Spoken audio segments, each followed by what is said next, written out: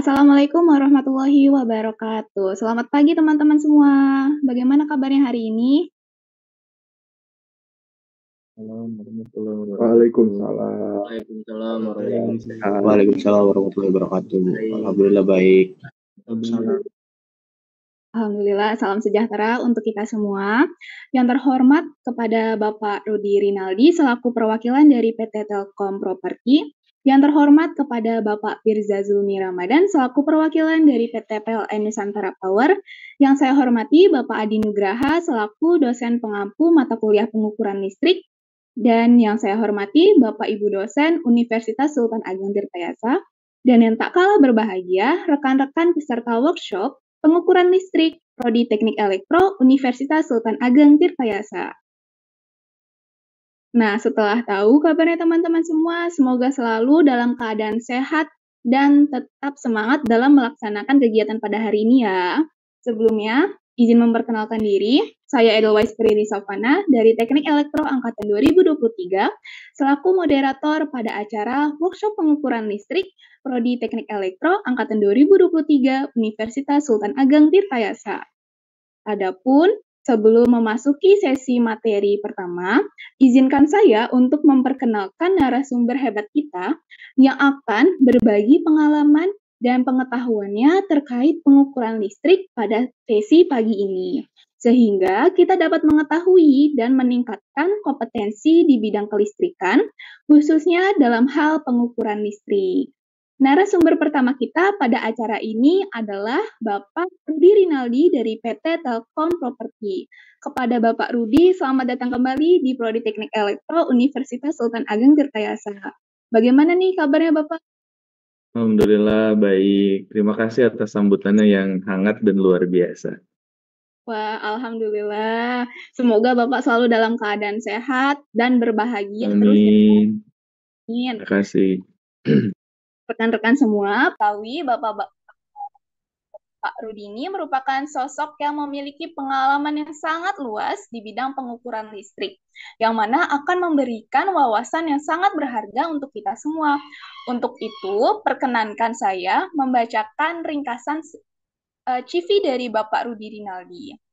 Bapak Rudi Rinaldi ini merupakan seorang lulusan S1 Pendidikan Teknik Elektro dengan pengalaman kerja di beberapa perusahaan, seperti akademisi sebagai tenaga pengajar, industri manufaktur, dan juga pada saat ini adalah industri properti sebagai engineer elektrikal.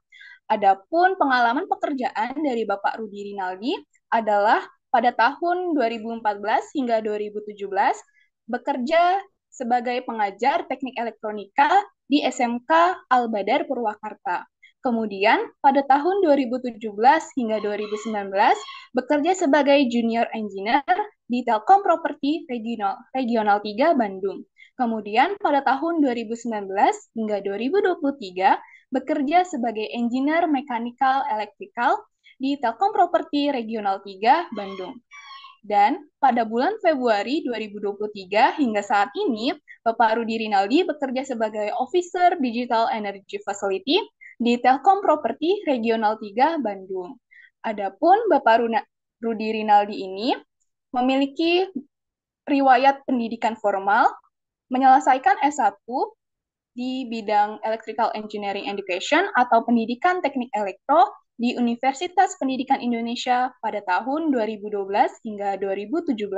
Selain itu, Bapak Rudi Rinaldi juga menyelesaikan banyak sekali pendidikan non-formal, seperti pada tahun 2018 sebagai ahli K3 listrik di Kementerian Tenaga Kerja. Kemudian pada tahun 2021 sebagai Certified Data Center Professional di Exin Inixindo License of Singapore.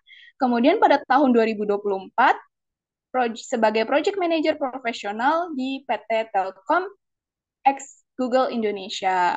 Wah, Masya Allah ya rekan-rekan semua, pengalaman beliau ini sangat luar biasa sekaligus pendidikannya.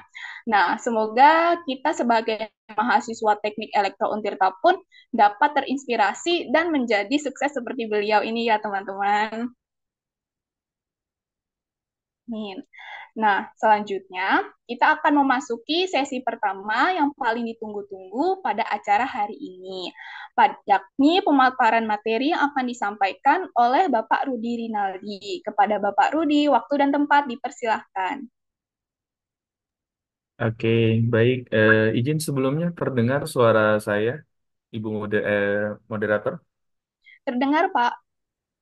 Oke, baik. Sebelumnya terima kasih atas waktu dan kesempatannya. Izin hari ini untuk sharing lagi dengan rekan-rekan di mahasiswa di Universitas Sultan Ageng Tirtayasa, jurusan Teknik Elektro, kelas pengukuran listrik gitu ya. Sebelumnya izin share screen ya.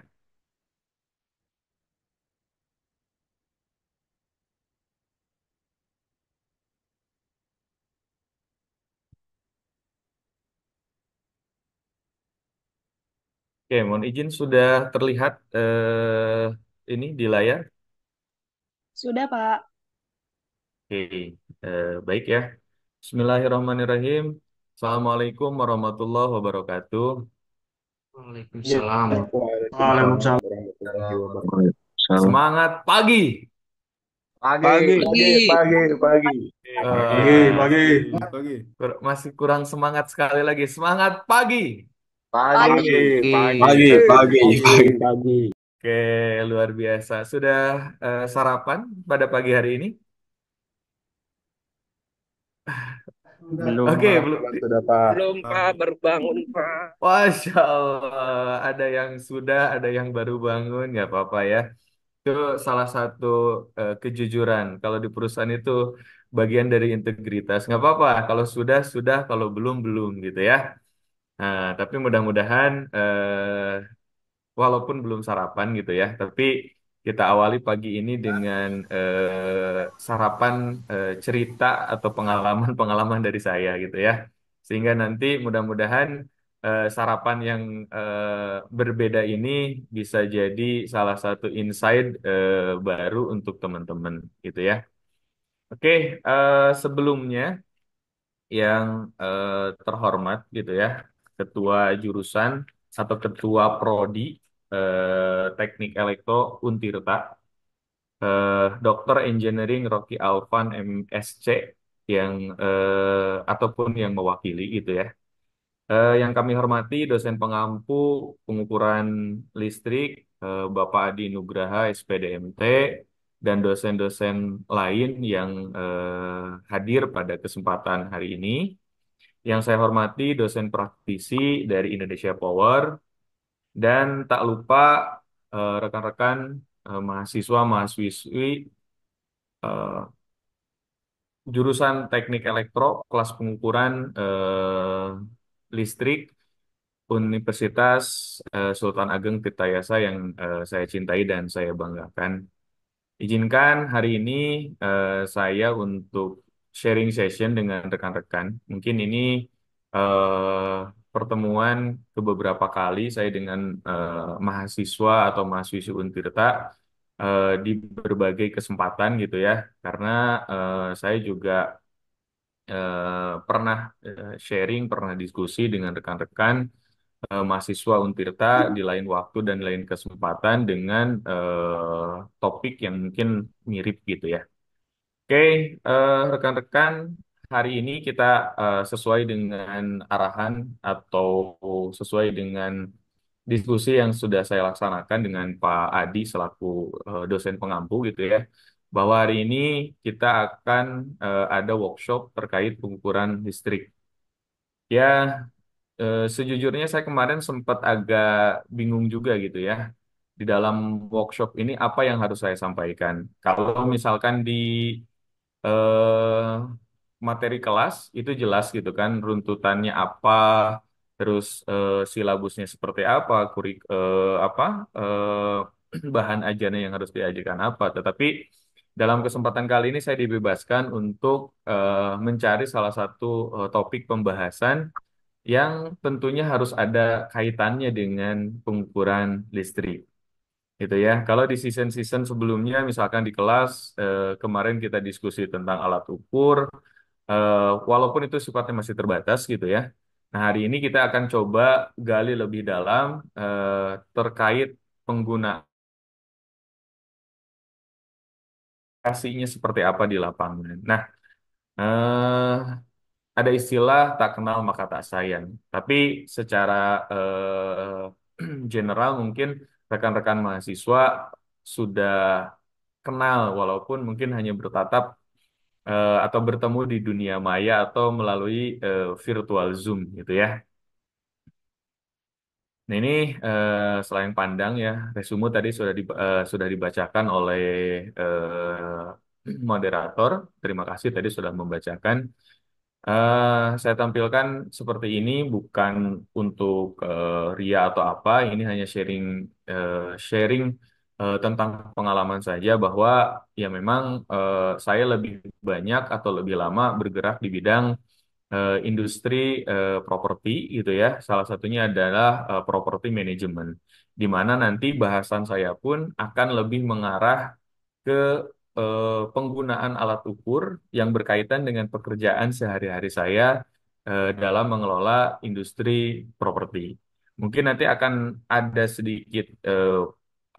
bukan sedikit ya, pasti akan ada perbedaan yang sangat signifikan dengan pemateri yang kedua dari PLN yang tentunya jangkauannya akan jauh lebih luas, akan jauh lebih luas daripada yang saya sampaikan. Nah, mudah-mudahan nanti apa yang saya sampaikan akan ditambahkan, dilengkapi lebih detail oleh dosen praktisi yang berikutnya, karena memang beda ranah dan beda garapan juga yang mudah-mudahan itu akan nanti saling melengkapi sehingga pengetahuan atau pengalaman yang didapat oleh rekan-rekan mahasiswa itu bersifat utuh gitu ya. Baik itu nanti dari industri properti, dari PLN mungkin nanti dari industri sisi pembangkitan, sisi transmisi, distribusi, yang mana akan dibahas jauh lebih detail oleh pemateri atau dosen praktisi berikutnya yang dari Indonesia Power gitu ya. Nah, oke rekan-rekan yaitu secara pengalaman saya juga pernah beberapa perusahaan dan beberapa core bisnis gitu ya. Nah, mungkin salah satu yang sesuai dengan apa background pendidikan saya itu di pendidikan gitu ya. Saya juga sempat mengajar kurang lebih itu 3 tahun gitu kan di salah satu SMK. Selanjutnya saya juga pernah bekerja dan magang juga di beberapa perusahaan manufaktur ataupun tekstil gitu kan, salah satunya di Pelita Cengkareng Paper dan juga di Indorama Sintetik. Nah, yang paling lama saya memang di Telkom Property dari tahun 2017 sampai dengan saat ini dengan beberapa posisi yang berbeda, tapi secara core-nya, secara intinya sama, saya di mechanical electrical. Cuman secara garapan, ada yang memang full building, ada yang memang kalau sekarang lebih spesifik ke catu daya. Nah, baik itu mungkin sekilas rekan-rekan gitu ya. Nah, baik. Hari ini kita akan berbicara. Oke, sebelumnya mohon izin, ini sudah terlihat ya layarnya ya. Sudah, Pak. Sudah, Oke, Pak. nanti kalau misalkan suaranya tidak terdengar ataupun layarnya tiba-tiba menghilang, mohon diinformasikan saja ya, rekan-rekan. Oke, baik. Kita hari ini akan diskusi tentang sistem kelistrikan gedung atau powerhouse system. Lebih spesifiknya lebih ke powerhouse sih. Saya akan membahas di mana catuan listrik itu didapatkan atau catuan listrik itu di sumbernya dari mana dan akan berakhir di mana. Nah, mungkin tapi dengan ya waktu yang singkat gitu ya, mungkin saya hanya akan membahas di sisi powerhouse-nya saja, tidak sampai ke beban gitu ya. Nanti beban mungkin hanya sekilas saja gitu ya. Oke, baik rekan-rekan, gitu ya. Sesuai dengan yang tadi saya bicarakan bahwa hari ini saya akan menyampaikan materi atau sharing session berkaitan dengan pekerjaan sehari-hari saya.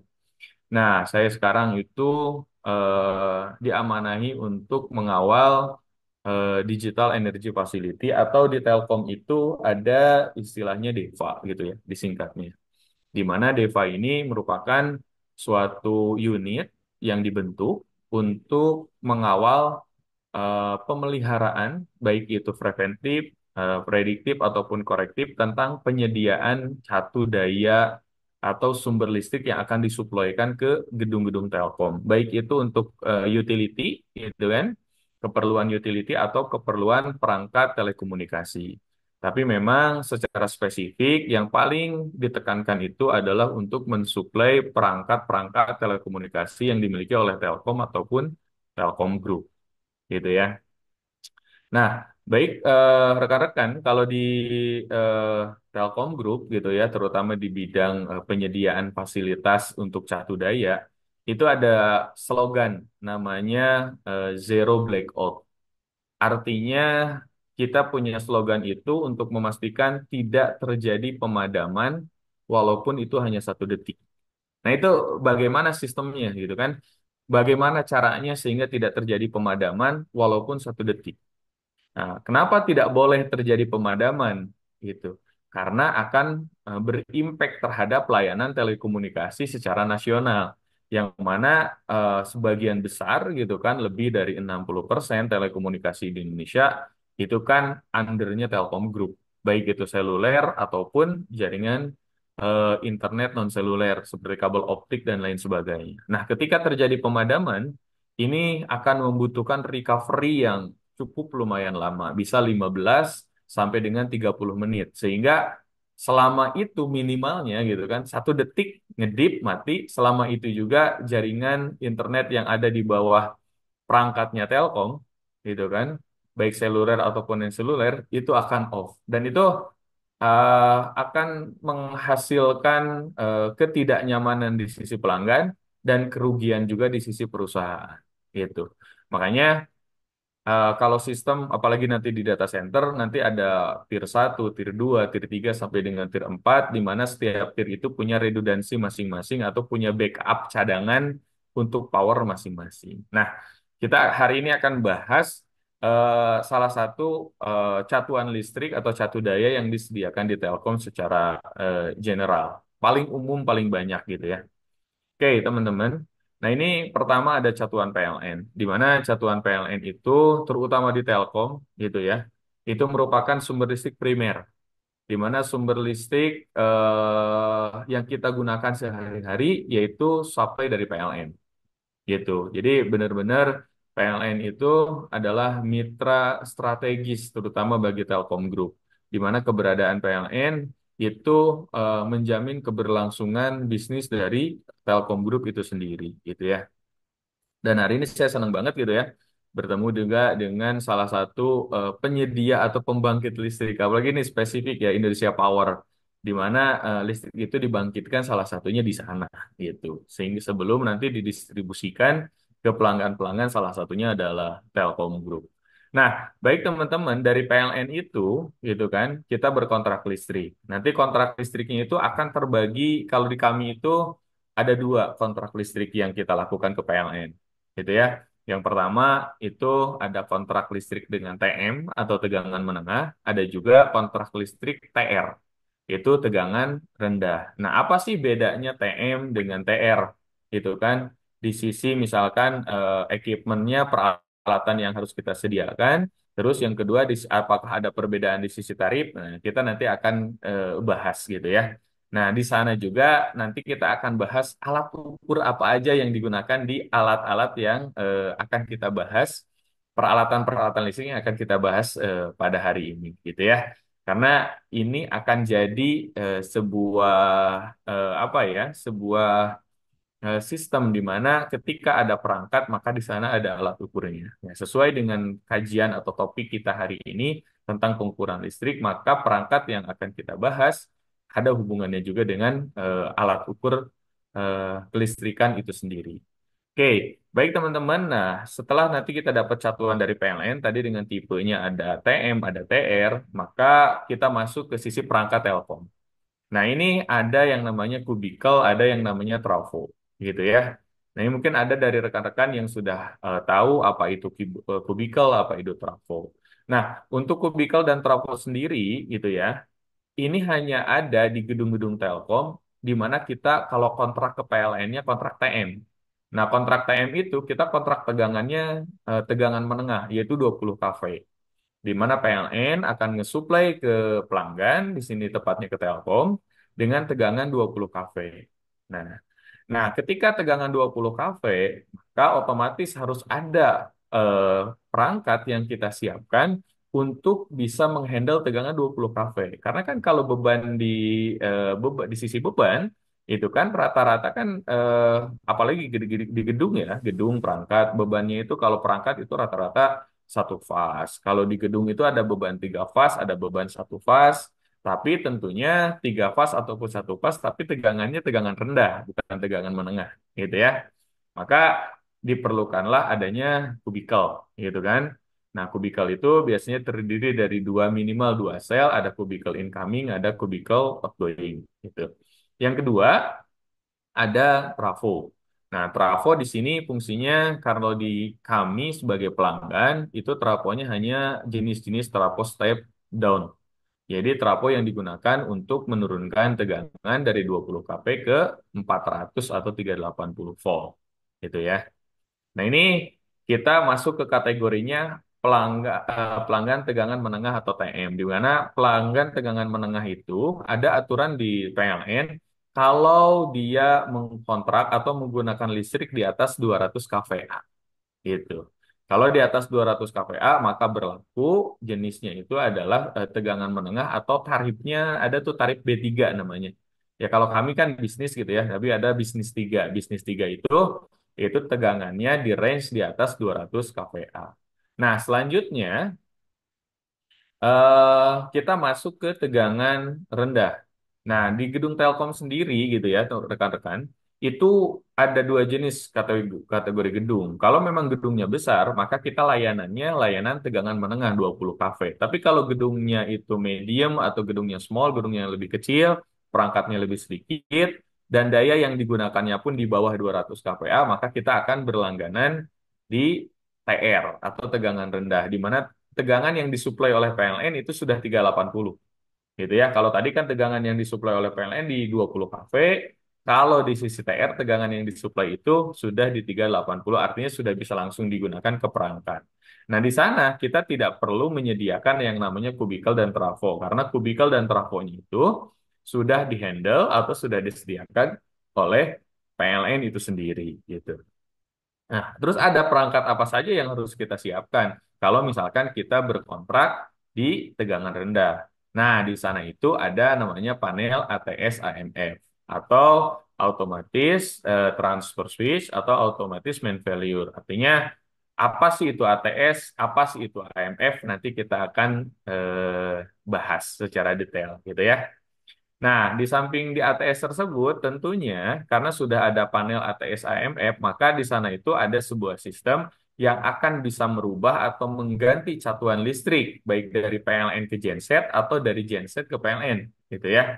Nah, otomatis di sana ada redundansi atau misalkan ada backup satuan yaitu dari genset. Yang tadi saya sebutkan, tidak kampanye kita itu atau slogan kita adalah zero blackout. Maka tentunya ketika PLN mati kita harus ada backup genset. Nah, dari backup genset tersebut nanti di panel MDP, main distribution panel itu mulai dibagikan. Baik itu nanti ke SDP utility, misalkan seperti lampu penerangan, pompa, lift gitu kan dan lain sebagainya. Atau misalkan nanti ke SDP-nya perangkat. Nah, di SDP perangkat itu ada redundancy lagi nanti teman-teman gitu ya. Nah, ada redundancy lagi selain ada genset sebagai backup, maka ada baterai sebagai baterai atau UPS sebagai redundansi berikutnya. Jadi benar-benar di ketika terjadi pemadaman PLN genset itu kan tidak langsung nyala dan nyuplai energi listrik gitu ya. Nah, selama jeda itu maka baterai dan UPS lah yang akan menggantikan suplai listrik ke beberapa detik kemudian nanti genset nyala, genset nge-backup, maka backup di-backup oleh genset sampai PLN nyala kembali.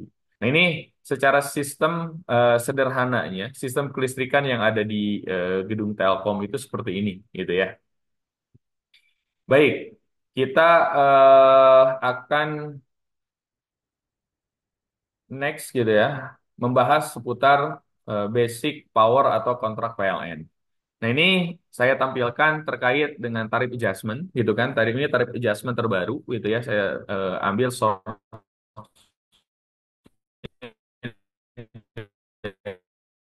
dari pln.co.id.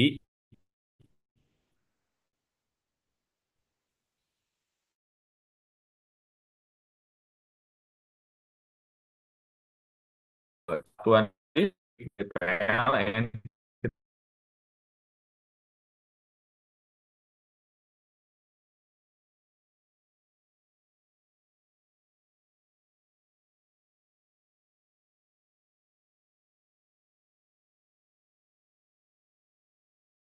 itu 97 kVA atau 197.000 volt ampere, gitu ya. Nah, di sini juga ada ketentuan nih, ketentuan berapa MCB yang digunakan, berapa kabel yang digunakan. Nah, kalau rekan-rekan misalkan di rumah itu kan range dayanya itu antara 450 sampai dengan rata-rata ya. Kalau di rumah-rumah yang ya tipe 60 gitu kan, rumah-rumah yang ini itu range dayanya paling di 1.300. Bahkan kalau di perumahan di desa itu masih ada yang 450 ya. 450 sampai dengan ada yang 7.700 juga, tergantung besaran daya. Nah, rekan-rekan nanti bisa lihat ketika rekan-rekan di rumahnya kontrak berapa, di sana akan muncul juga MCB yang dipakai sebagai pembatas oleh PLN. Nah, ini range-nya teman-teman. Ketika teman-teman kontrak daya di rumah misalkan 450, maka MCB yang dibatasinya 2 ampere. Semakin besar kontrak daya teman-teman ke PLN, gitu kan, semakin besar juga nanti MCB yang akan diberikan oleh PLN. Artinya range batasnya, gitu kan. Nah, ketika pemakaian sudah lebih dari range batas itu ya MCB-nya akan jatuh, akan ngetrip gitu ya. Nah, makanya kalau di PLN itu nanti ada juga nanti sidak dari apa P2TL gitu kan, penertib pemakai tenaga listrik. Nah, itu sering ditemukan juga memang oleh tim P2TL itu ketika kontraknya 900 watt, harusnya itu MCB yang terpasang itu 4 ampere, tapi aktual di lapangan 10 ampere, 16 ampere. Nah, itu masuk ke dalam kategori pelanggaran ya kalau di SKDIR PLN, teman-teman. Nah, makanya ini yang kedua yang sering terjadi di lapangan itu kan terutama di daerah-daerah rumah-rumah yang memang secara pembangunan apa itu mandiri ataupun misalkan pembangunannya itu kontraktor dan lain sebagainya, tapi kadang ada saja gitu kah oknum gitu ya, sehingga menggunakan kabel itu tidak standar, ukuran kabel itu tidak standar. Nah, teman-teman nanti bisa cek kalau misalkan besar kabel by AKLI ya, eh, Asosiasi Kontraktor Listrik Indonesia, itu sudah distandarkan bahwa kabel paling kecil yang digunakan itu di 2,5 mili gitu kan, terutama itu untuk line jalurnya. Nah, kalau misalkan nanti untuk ke saklar segala macam, kalau beban lampunya kecil, ya itu bisa disesuaikan, bisa nanti 1,5 mili dan lain sebagainya. Tapi kalau untuk jalur di sini dikatakan kalau 450 watt itu pakai kabelnya minimal 3 kali 2,5 mili. Jangan kurang dari itu, karena potensinya ketika bertambah beban, gitu kan, potensi panasnya akan semakin tinggi. Nah, itu yang menyebabkan rekan-rekan di lapangan itu banyak terjadi kebakaran. Gitu. Nah, makanya semakin besar daya listrik, semakin besar arus yang akan yang akan dikirimkan atau yang akan mengalir, maka otomatis besar penghantarnya pun harus semakin besar. Kenapa? Karena tegangannya kalau di TR itu tegangannya kan sudah dikunci fix, tegangannya di 380 atau 400 volt. Nah, makanya semakin besar daya, maka yang akan semakin besar itu adalah arusnya. Otomatis semakin besar arus, maka harus semakin besar penghantar untuk menghantarkan arus tersebut supaya tidak terjadi panas yang berlebih. Karena kalau kecil penghantarnya otomatis masa jenisnya juga nilai resistansinya juga akan semakin besar, otomatis arus yang dikirimkannya pun akan terbatas. Nah, oke, itu sebelah kanan tadi saya lihatkan tabel daya listrik yang dikontrak di Telkom. Nah, rata-rata sih di Telkom itu di B2 dan B3 dari mulai 6.600 sampai dengan 197 kalau yang B2-nya. Tapi kalau untuk di B3-nya itu juga variatif, tapi memang dayanya itu standar memang di atas 200 kVA ya teman-teman. Ada misalkan di tempat saya sekarang berkantor itu 4,3 mega atau 4.330 kVA. Itu sangat besar sekali gitu ya. Kenapa? Karena memang gedungnya juga besar, kebutuhan listriknya juga besar. Ada yang 2 mega, ada juga yang misalnya kontraknya hanya misalkan 210 kVA, ada juga yang 550 kVA gitu. Nah, kontrak-kontrak itu disesuaikan dengan kebutuhan beban di lapangan. Nah, apa sih perbedaannya antara kita kontrak TM dengan kontrak TR? Selain tadi tegangan yang dikirimkan oleh PLN, ya, kalau TM itu kan tegangannya 20 kP, kalau TR tegangannya itu 400 volt gitu. Yang membedakan lagi adalah di sisi tarif.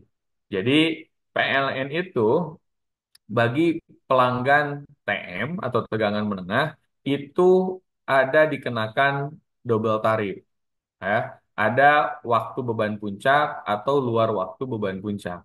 Nah, sementara kalau untuk pelanggan di sisi TR itu hanya dikenakan single tarif. Jadi kita mau pakai listrik di jam berapapun gitu ya, maka ya tarifnya sama aja. Kalau misalkan di sini misalkan B2 gitu ya. Tarifnya nih 1.444,7 rupiah. Maka mau jam 7 pagi, jam 7 malam, jam 10 malam itu tetap aja per KWH-nya sebesar 1.444,7 rupiah. Tapi kalau untuk pelanggan TM atau tegangan menengah gitu ya, itu dikenakan double tarif. Nah, untuk LWBP atau luar waktu beban puncak itu di atas jam 10 malam sampai dengan jam 5 sore itu dikatakan luar waktu beban puncak. Itu tarifnya PLN lebih murah, memberikan tarif lebih murah kepada pelanggannya. Gitu kan? Kalau di sini 1.035,78 rupiah per kWh. Tapi ada waktu beban puncak. Waktu beban puncak itu adalah waktu di mana traffic pemakaian energi itu sedang besar-besarnya.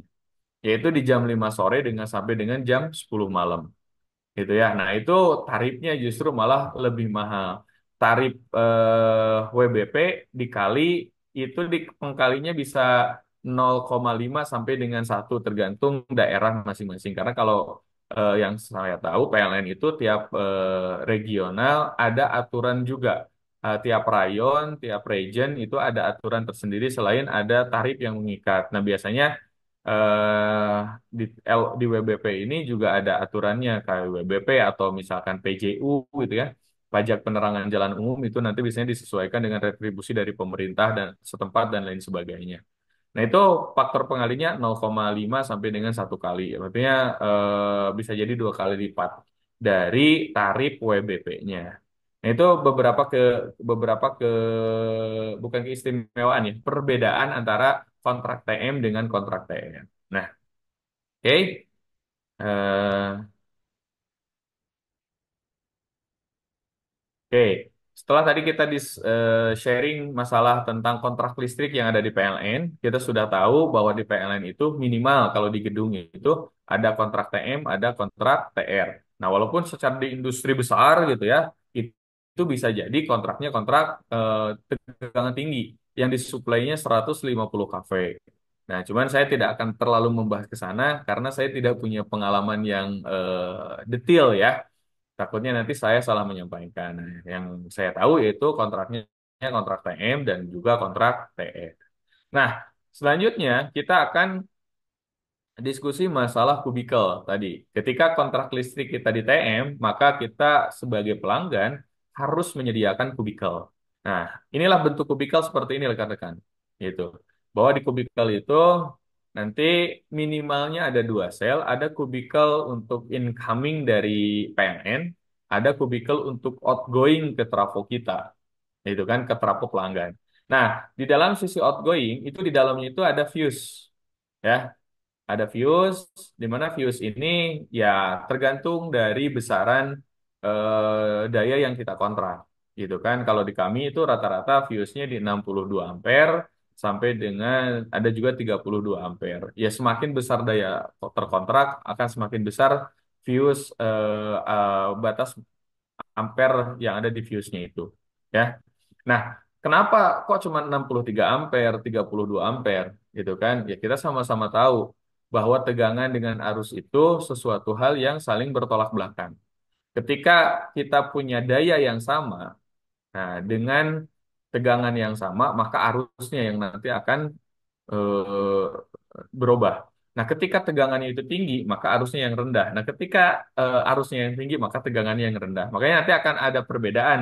Kalau di sisi TM, arusnya yang kecil, tegangannya yang tinggi. Tapi kalau di sisi TR, dengan daya yang sama gitu ya, tegangannya yang kecil, arusnya yang nanti akan tinggi. Nah, fungsi dari kubikel itu apa sih gitu kan? Kalau kita berbicara fungsi kubikel, itu ada minimalnya tiga fungsi dari kubikel. Satu sebagai pemutus. Ya kalau di lampu sederhananya saklar. Ya.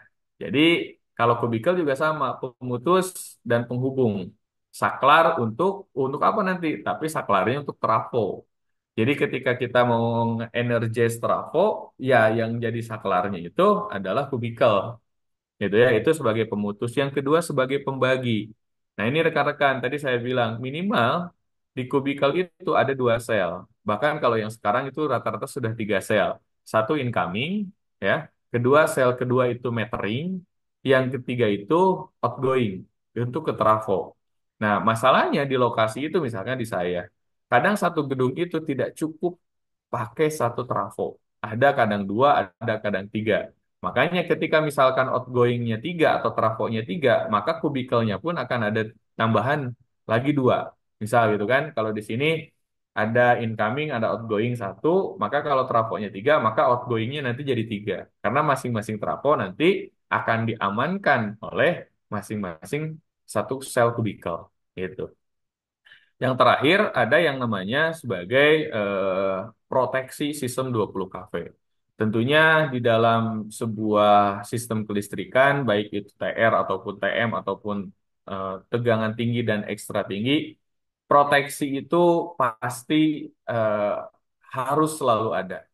Karena yang diamankan itu proteksi bukan hanya orang, tapi juga perangkat, gitu kan? Nah, lebih baik memproteksi daripada mengkorektif. Karena memproteksi itu kan untuk melindungi perangkat. Tapi kalau tidak diproteksi, perangkat kita yang akan masalah. Dan itu sangat hal-hal yang sangat-sangat dihindari oleh eh, pengguna atau oleh eh, teknisi atau pemilik aset, gitu ya. Nah, tadi fungsinya kubikel itu satu pemutus, satu pembagi, dan yang terakhir adalah penghubung kontrol proteksi sistem 20 kV. Nah, bagaimana di sisi pemeliharaannya? Nah, ini sharing juga ya, bahwa pemeliharaan itu ada tiga, atau maintenance itu ada tiga. Itu di sistem itu rata-rata ada tiga. Satu preventif, yang kedua prediktif, yang ketiga korektif. Nah, diharapkan yang ketiga itu tidak terjadi, gitu ya. Karena kalau pemeliharaan korektif itu sudah ada impact, baru kita laksanakan perbaikan. Tapi kalau misalkan preventif ataupun prediktif, itu sebelum terjadinya misalkan meledak, terjadinya kebakaran, terjadinya short dan lain sebagainya, kita melakukan pemeliharaan. Nah, kalau pemeliharaan rutin atau preventif itu biasanya di pemeliharaan visual dan ruangan kubikel. Artinya gini, ya ruangan-ruangan kubikel itu harus dijaga satu kebersihannya. Yang kedua, temperatur udaranya, gitu kan. Nah, masalahnya rata-rata kejadian gitu ya, ketika saya bergabung awal-awal di Telkom dulu gitu ya, eh, ada istilah ruangan 20 kafe itu adalah ruangan yang berbahaya. Memang betul, di sana kan suka ada tulisan danger area, area berbahaya, listrik tegangan tinggi gitu kan. Padahal tegangan menengah gitu ya. Tegangan tinggi kan 70 sampai 150 kV ya kalau apa kita ngacu ke aturan di PLN. Tapi di kita udah 20 kV itu merupakan tegangan tinggi, awas daerah tegangan tinggi. Nah, karena adanya marking-marking tersebut, terus karena memang kurang pahamnya teknisi-teknisi di lapangan gitu kan, terutama teknisi gedung itu kan lebih banyak menghandle di sisi TR. Ketika masuk ke ruang TM itu sangat-sangat menakutkan. Akhirnya dengan dia tidak masuk ke ruangan, tidak melakukan pengecekan ruangannya kotor dan lain sebagainya. Nah ini eh, perlunya checklist. Kalau di perusahaan itu ada yang namanya checklist, checklist rutin, baik harian, mingguan, bulanan, per 6 bulanan, gitu ya. Nah yang kedua ada pemeliharaan prediktif. Pemeliharaan prediktif itu adalah mirip-mirip dengan preventif. Dia juga terjadwal, tapi secara apa? Secara waktunya itu tidak terlalu berdekatan. Mungkin kalau misalkan preventif kayak checklist itu ada checklist harian, checklist mingguan, bulanan. Tapi kalau untuk prediktif misalkan itu per 6 bulanan. Kita prediksi nih di 6 bulan tersebut sudah ada hal-hal yang perlu kita pastikan keamanannya. Nah, salah satunya kalau di kubikel gitu kan, itu ada pengukuran partial discharge atau yang sering kita sebut corona. Gitu ya. Makanya ketika dulu zaman-zaman corona 2020, 2021, kalau di sistem kelistrikan terutama TM, corona itu sudah melegenda gitu ya. Dan sampai sekarang pun itu masih ada di beberapa lokasi yang memang tadi salah satunya sistemnya kurang terawat gitu ya. Yang kedua ada pengukuran titik panas atau hotspot dengan thermal imager. Nah tentunya karena kan di sisi kubikel di sini kan banyak junction terutama ya banyak sambungan-sambungan. Nah sambungan-sambungan itu adalah hal-hal yang bisa menyebabkan potensi panas gitu kan. Selanjutnya ada juga insulation tester test menggunakan Megger. Yaitu tadi tantangannya itu kalau di tegangan rendah itu apa penghantar besar penghantarnya yang harus besar karena arus yang dialirkan besar maka penghantarnya yang harus dibesarkan tapi kalau di tegangan menengah penghantarnya kecil karena arus yang dihantarkan kecil tapi isolasinya yang harus tinggi kualitas isolasinya yang harus besar yang harus tinggi sehingga tidak terjadi kebocoran arus ataupun tegangan gitu ya challenge-nya gini kalau di TM itu lebih fokusnya ke insulationnya, kalau di TR itu ke besar penghantarnya, gitu teman-teman. Nah, ini pemeliharaan korektif. Ya, pemeliharaan korektif ini sebuah keniscayaan. Kita tidak mengharapkan korektif maintenance, tapi di lapangan itu pasti aja terjadi. Karena kadang ada faktor X yang sudah kita prediksi melalui preventif, prediktif gitu kan pemeliharaan, tapi ada aja waktu di mana terjadi korektif. Misalkan kalau di kubikel, misalkan per 6 bulanan kita ada pembersihan atau general cleaning kubikel, pengukuran insulation tester. Nah, di sana kita cek heaternya nyala dan lain sebagainya gitu kan, sehingga ruangan kubikel itu dalamnya tetap kering, terjaga dan lain sebagainya. Ternyata 1 bulan berikutnya heaternya mati, sehingga 5 bulan ke depan karena heaternya mati di dalam ruangan tersebut lembab, gitu ya. Karena lembab tersebut akhirnya terjadilah korosi, gitu kan? Karena kan di tembaga nanti terjadi korosi, ada air korosi, akhirnya terjadilah ngepong dan lain sebagainya gitu kan. Nah, makanya di sana itu ada pemeliharaan terminasi kabel, ada juga mengatasi suara getaran akibat corona. Yaitu salah satu penyebab corona itu salah satunya tadi, misalkan adanya kelembaban, kelembaban yang menyebabkan korosi atau eh eh, di dalam ini di dalam sambungan itu kita tidak melakukan tightening atau pengencangan. Jadi ketika kita norsinya kurang, nah gitu kan, nanti akan terjadi kelonggaran. Nah, kelonggaran itu baik di TR atau apalagi di TM itu bisa menyebabkan masalah yang serius. Nah, sehingga kalau kita lihat gitu ya, ini digambar contoh-contoh yang terjadi di sisi koneksi TM. Di mana di sini ada yang ya berkarat gitu kan, akibat lembab sih ini gitu kan. Terus ada juga yang memang eh apa akibat panas yang diakibatkan karena kurang kencangnya bautnya tersebut gitu. Nah itu teman-teman. Jadi memang di dalam kubikel sendiri kalau kita kaitkan ke alat ukur ya, minimal itu ada 3 alat yang kita gunakan.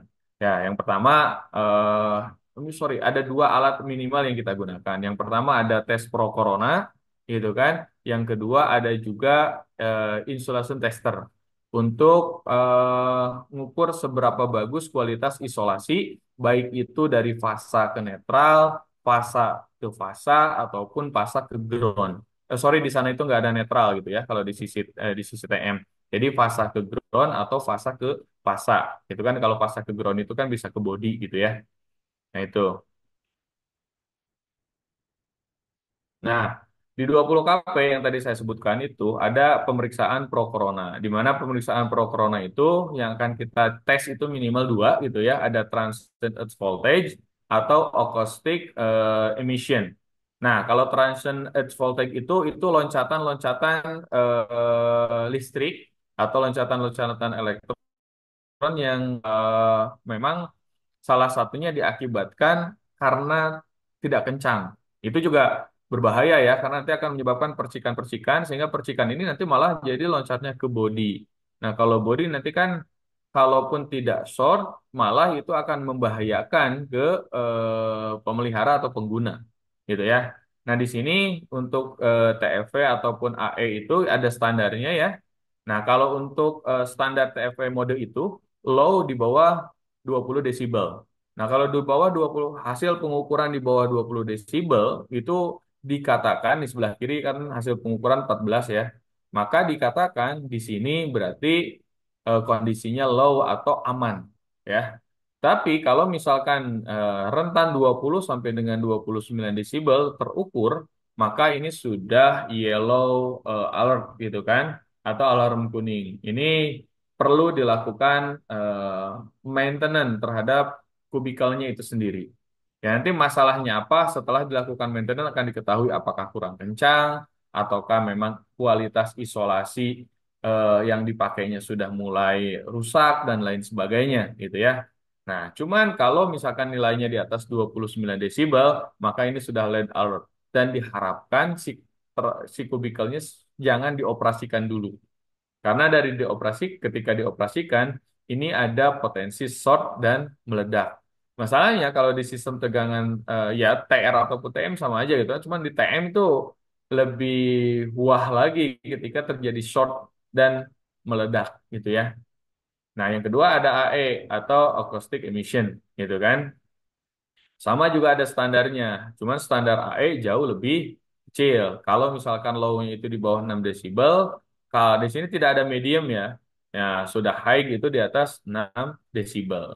Nah, biasanya si peralatannya itu nanti ada semacam headphone gitu. Nanti kedengeran suaranya. Semakin berisik suaranya, maka berarti noise-nya semakin besar gitu kan. Nah, semakin besar noise itu, suara yang dihasilkan itu, maka kondisi si kubikel itu kondisinya sudah semakin tidak baik, gitu kan. Nah, ketika noise-nya low, kecil, terus yaitu di bawah standar tadi, kalau TFE-nya di bawah 20 desibel, kalau AM modenya di bawah 6 desibel, itu berarti aman, gitu ya. Kondisi kubikel kita dalam keadaan aman, gitu. Nah, itu alat ukur yang digunakan tadi saya sebutkan minimal 2, satu insulation tester untuk mengukur isolasi baik itu antar fasa ataupun fasa dengan grounding. Yang kedua ada yang namanya apa tes pro corona atau pro corona test gitu kan. Yang nanti kita akan cari nilai TFV dan nilai AE-nya. Oke, kita lanjut ke perangkat berikutnya. Nah, ini rekan-rekan untuk perangkat berikutnya itu ya, itu ada transformator atau trafo. Nah, trafo yang digunakan di kami itu jenis trafonya step down seperti yang tadi disampaikan, di mana trafo ini digunakan untuk menurunkan tegangan dari tegangan menengah 20 kP menjadi tegangan rendah 400 volt ya. Nah, oke, baik, eh, rekan-rekan. Nah, untuk trafo itu sendiri di kami itu ada 2 jenis. Ada yang namanya trafo apa? Kering, ada trafo basah. Nah, untuk di yang saya tunjukkan di gambar ini adalah jenis trafo basah, di mana trafo basah itu memiliki apa tipikal bukan proteksi ya, tipikal pendinginnya itu onan ya. Jadi oil natural dan air natural, artinya dia didinginkan oleh dua unsur, satu oli yang ada di dalam casing ya, untuk mendinginkan lilitan. Jadi sebagai pendingin dan sebagai isolator sebenarnya oli itu di sana gitu ya. Yang kedua air natural. Jadi tanpa ada bantuan fan dan lain sebagainya, yaitu menggunakan sirip-sirip. Nah, ini sirip-sirip yang ada di trafo ini ada maksud dan tujuannya, tidak sembarangan. Ini kita ya udah untuk variasi aja enggak, teman-teman. Justru ini ketika nanti si panas dialirkan melalui apa isolator melalui minyak oli yang ada di dalam. Nah, minyak oli ini nanti akan masuk ke sela-sela ini nih ya, ke sela-sela sirip ini, dan nah, di sela-sela ini akan terjadi pertukaran panas. Jadi panas yang dari dalam akan diserap keluar, nah dinginnya angin dari luar akan mendinginkan. Terus sirkulasinya seperti itu sehingga tercapai suhu trafo yang ideal. Nah, biasanya kalau di perangkat suhu yang ideal itu di bawah 60 derajat ya gitu. Nah, itu suhunya masih suhu ideal. Nah, 6 derajatnya di mana? Di luar apa di dalam? Itu biasanya kita tembaknya di luar di body. Karena kalau biasanya suhu di dalam itu jauh lebih panas daripada suhu yang tercapture atau tervisual di sisi luar atau sisi body. Nah, makanya nanti ada proteksi lagi untuk mengamankan ketika suhu berapa di dalam perangkat ini harus di-off-kan gitu. Nah, fungsi dari trafo tadi disebutkan untuk menurunkan tegangan dari 20 kV ke 0,4 kV atau 400 volt.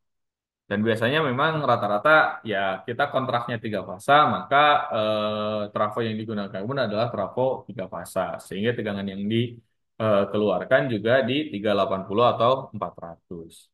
Nah, baik teman-teman, seperti apa sih pemeliharaan yang terjadi atau yang dilakukan untuk trafo? Itu sama, ada checklist harian, checklist mingguan, bulanan, tahunan, bahkan ada per 5 tahunan gitu. Nah, kalau untuk mingguan itu ada pengecekan suhu dan fisik trafo. Ini wajib kita cek ya, suhunya berapa gitu kan, fisiknya ada yang cacat atau enggak, levelnya miring atau enggak, terus ada kelonggaran atau enggak, kita wajib cek. Biasanya ini paling telatnya mingguan gitu ya. Yang kedua ada bulanan. Bulanan itu ada pengecekan valve, ada pengecekan basing, ada level oli. Nah, ini kita bisa lihat juga nih parameter-parameter ini sebenarnya masih visual juga ya. Dimana kalau di trafo basah itu ada valve untuk oli, ya ada keran untuk oli. Baik itu di bawah satu, ada di atas satu, atau cukup di bawah satu, tergantung jenis trafonya. Nah, itu kita wajib cek apakah ada rembes, ada netes, atau enggak. Gitu kan? Tentunya kalau ada rembes, ada netes, berarti otomatis oli yang digunakan sebagai isolator dan pendingin di dalam itu secara kuantitinya tiap satuan waktu itu akan kurang, gitu kan? Dan ketika terjadi pengurangan, maka apa yang terjadi? Yaitu tadi akan terjadi short circuit di dalamnya, ya. Nah, yang kedua ada juga misalkan pengecekan basing. Ini kemarin saya cerita ya, minggu lalu saya mengganti seal cover dan basing, juga seal basing yang ada di trafo di Telkomsel. Dan juga ada di trafo di Telkom Infomedia. Nah, masalahnya di sana itu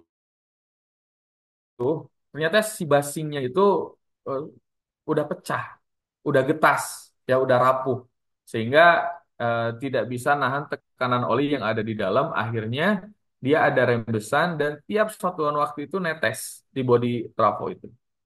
Ya, nah itu kalau tidak kita segera lakukan perbaikan, penggantian seal, cover ataupun seal basing dan juga basingnya, yang akan terjadi adalah yaitu kuantiti oli di dalam itu akan berkurang dari waktu ke waktu sehingga nanti yang fungsinya untuk apa menjadi isolator itu hilang. Nah, ketika fungsi isolatornya itu hilang, apa yang akan terjadi? Satu kan di sana udah jelas panas karena trafo itu menghasilkan panas. Yang kedua, ketika isolatornya hilang, selain panas, kita juga ada potensi short circuit. Nah, itu dua kombinasi udah mau panas terjadi short sirkuit. Sudah trafonya yang nanti akan bermasalah atau wassalam itu kan akan meledak gitu ya. Nah, di tahunan sendiri, nah harus ada pengujian nih, pengujian untuk BDV atau DGA. Apa sih itu BDV? Apa itu DGA? Nah, yang namanya oli itu kan, oli trafo itu ada namanya breakdown voltage atau tegangan tembus gitu ya, batas tegangan tembus. Berapa sih nilai batas tegangan tembus ya? Kalau kita baca ke sebelah kanan itu di bawah standar. Tegangan tembus dari sebuah oli trafo itu dikatakan baik kalau di atas 40 kVA hasil pengukurannya. Nah, dikatakan capable atau masih memungkinkan itu di antara range 30 sampai dengan 40 kVA. Tapi kalau sudah di bawah 30 kV, maka itu sudah dikatakan buruk gitu ya. Dan ketika di bawah kan tegangan kita kan 20 kV ya, plus minus gitu kan. Nah, ketika memang olinya di bawah 30 kV ini sudah early warning. Itu makanya dikatakan B dan harus segera dilakukan antisipasi-antisipasi. Salah satunya adalah melakukan purifikasi. Ya, purifikasi itu oli nanti akan dipanaskan, semua residu yang ada di dalam itu misalkan ya zat-zat, misalkan nanti ada oksigen, ada hidrogen dan ada mungkin material-material lain yang bisa menurunkan kualitas isolasi dari oli tersebut itu akan difilter, akan dibuang. Makanya di sini ada tes BDV, ada tes DGA. Kalau BDV itu untuk mengetahui seberapa besar tegangan tembus, nilai tegangan tembusnya. Kalau DGA itu dissolve gas analysis untuk menguji kualitas gas apa saja yang terkandung di dalam oli tersebut. Nah, di sini juga ada beberapa kondisi. Kondisi satu itu kondisi normal, kondisi dua itu masih bisa dipakai, kondisi tiga itu sudah apa? Kondisi warning, warning tingkat dua lah gitu kan. Nah, kondisi empat itu sudah posisi awas. Artinya trafo ini sebisa mungkin, secepat mungkin jangan dioperasikan lagi gitu. Nah, ini kandungan gas-gas parameternya banyak gitu ya, mulai hidrogen, metana, karbon, etilen gitu kan, asetiklen, dan lain sebagainya. Nah, ini akan dicek nanti di mana nih. Kalau misalkan hasil DGA buruk, kita akan BDV dan DGA kita akan lakukan purifikasi. Nah, kalau dari hasil purifikasi kita tes DGA-nya masih jelek, maka dua hal yang harus kita lakukan. Satu, penggantian oli atau penggantian dari lilitan dari si eh, apa lilitan email yang ada di dalam lilitan trafonya. Atau yang kedua ganti unit ya. Kalau memang masih tidak tersolusikan nih setelah dilakukan lilit ulang terus kita ganti oli trafo setelah dicek DGA-nya masih buruk ya otomatis itu kita ganti unit. Karena pernah kejadian rekan-rekan ketika kami waktu itu melakukan technical assessment dan menemukan bahwa nilai BDV dan DGA-nya itu jelek, kita bilang ke manajemen di Telkom bahwa trafo ini sudah dalam keadaan emergency. Kalau tidak segera dilakukan antisipasi, maka akan terjadi hal-hal yang tidak diinginkan. Salah satunya adalah meledak. Waktu itu sistem procurement di perusahaan itu kan tidak semudah kita di apa ya pekerjaan-pekerjaan kecil karena pengadaan trafo kan nilainya juga besar. Waktu itu masih dalam proses eskalasi untuk pengadaan dan lain sebagainya. Seminggu kemudian trafonya sudah meledak. Nah ini makanya butuh benar-benar pemeliharaan ini, baik itu mingguan, bulanan ataupun tahunan untuk memastikan kondisi perangkat kita terutama trafo ini dalam keadaan aman dan terkendali. Nah, adapun di 5 tahunan, 5 tahunan itu bisa kita melakukan beberapa pengujian tambahan menggunakan alat ukur. Dari mulai menggunakan trafo tune ratio atau TTR, pengujian kumparan trafo atau lilitannya, kita juga bisa melakukan pengukuran nanti isolation testernya gitu kan, ngemeger antara fast to fast gitu kan, sorry, antara fast to body atau fast to grounding gitu kan. Kita bisa melakukan pengukuran-pengukuran itu untuk memastikan semua masih dalam kata. Oke. Nah ini di trafo sendiri ada beberapa kondisi, teman-teman. Ketika kondisi abnormal tegangan output tidak terbaca. Kemungkinan penyebabnya itu kurang di terminal, meter panel rusak, LBS-nya trip, atau trafonya yang rusak. Yang kedua, tegangan output turun. Itu beberapa kemungkinan penyebab ya. Tegangan primer terlalu rendah. Artinya tegangan primer itu adalah suplai dari PLN. Karena suplai dari transmisi PLN itu fluktuatif juga. Ya, kadang itu ada di 20 kV, dia benar-benar ngejaga di 20 kV, tapi kadang ada di beberapa waktu tertentu kalau di beban terjauh terjadi ngedrop, PLN naikin lagi. Ada di 20,5, ada di 21, bahkan ada kadang di 19,5 gitu kan sampai dengan 19 kV. Nah, makanya kalau di trafo itu ada yang namanya tap changer. Tap changer itu untuk merubah semacam kayak regulator voltage regulator gitu. Ketika tegangan PLN yang dikirim benar 20 kV, maka tap changernya itu berada di posisi tap changer 3, di mana inputnya 20, outputnya 400. Kalau misalkan tegangannya ternyata dari PLN ditaikkan jadi 20,5, maka tap changernya akan dirubah ke tap changer 2, di mana tegangan inputnya 20,5, tegangan outputnya di trafo itu jadi tetap di 400. Nah, tegangan ini di trafo, di outgoing trafo itu pasti selalu dipertahankan di 4 plus minus 380 kan, 380 plus minus 10% atau di 400 volt. Karena ini nanti akan berpengaruh terhadap beban-beban di lapangan. Kalau tegangan ini tidak dijaga di nilai angka standarnya.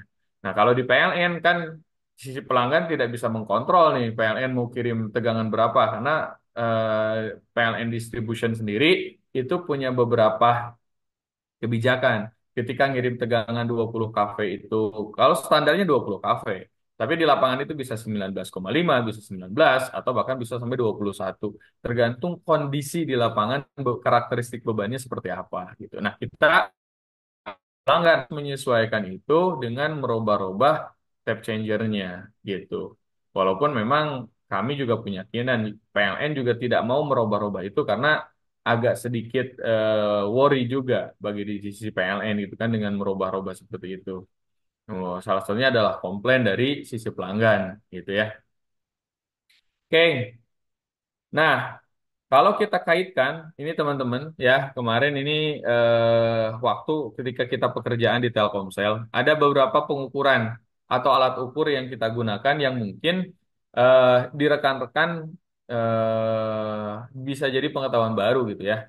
Salah satunya ada trafo tune ratio, di mana trafo tune ratio ini untuk ngukur tegangan tadi di tab berapa nih, di tab 3 sisi primernya berapa, sisi sekundernya berapa. Itu ada batas minimal rasionya itu dalam bentuk persentase nilainya tidak boleh dari 5% perbedaan atau marginnya. Ketika terjadi margin yang lebih dari 5%, berarti ini perlu dilakukan corrective maintenance atau perbaikan di unit trafo itu.